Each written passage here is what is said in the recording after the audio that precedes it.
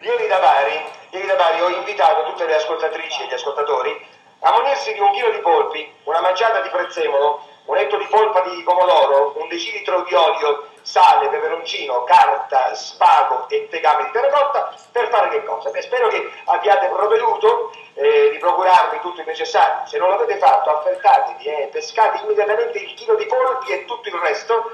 Perché? Perché fatta l'operazione arriveranno i polpi alla Luciana, che sono presentati da chi? Dal ristorante famosissimo qui a Napoli della Bersagliera. Buongiorno. Allora, detto Bersagliera è un rappresentante del ristorante della Bersagliera. Come si chiama? Iannace Giovanni. Giovanni Iannace, no. Io ho detto polpi alla Luciana, ho detto bene o no? Lei non ne capisce proprio nulla di cucina. Grazie, molto gentile, questo non l'aspettavo. I polpi alla Luciana non sono così. Ah, non sono così? No, cioè abbiamo dato io una ricetta sbagliata. Sì, questi sono affogati col pomodoro fresco. Vabbè, cambia il termine, però la sostanza... Però la Luciana è un'altra cosa. Vabbè, allora mi dico una cosa, questi che io ho dato come alla Luciana, che invece per lei si chiamano polpi... Polpi affogati col pomodoro fresco. Fresco? Sì. Come si fa? Guardi, descriviamoli. Si prende un tegame di terracotta. Poi si mette sul fuoco, no? Aglio e olio. Aglio e olio si fa soffriggere. Quando l'aglio è ben soffritto, che si è dorato, si aggiungono i polipi con la testa in su.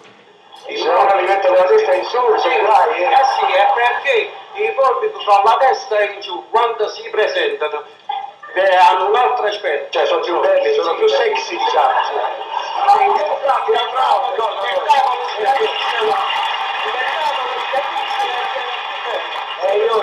È vero, l'altra volta io passavo, ho visto una polifessa con la testa in su. Abbiamo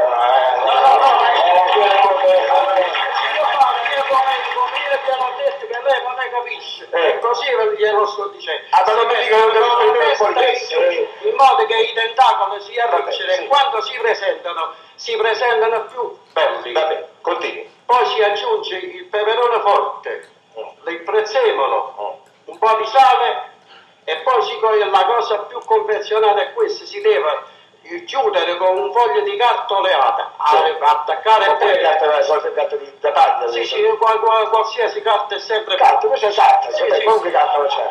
Vabbè.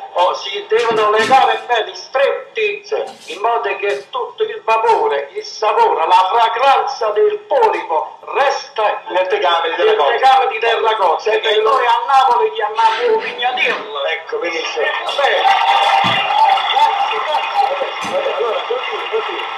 Si fa cucinare una ventina di minuti, 20-25 minuti a fuoco lentissimo, perché il polipo, come dicono a Napoli, va cotto con l'acqua sua, un polpo si cuoce con l'acqua sua. Non si deve mai aggiungere acqua. Bene, sono bravissimo. Poi alla fine, quando è tutto cotto, si toglie questa cassa e si presenta nello stesso tegame. Con le gambe in alto. Sì, nello stesso tegame. Vengono rigirati, gambe in su, testa in aria. Sì, e lei faccia la prova a casa. Oppure viene al mio ristorante, dalla Bersagliera, gli faccio vedere che belli polpi che lei si fa. Grazie del suo intervento, arrivederci.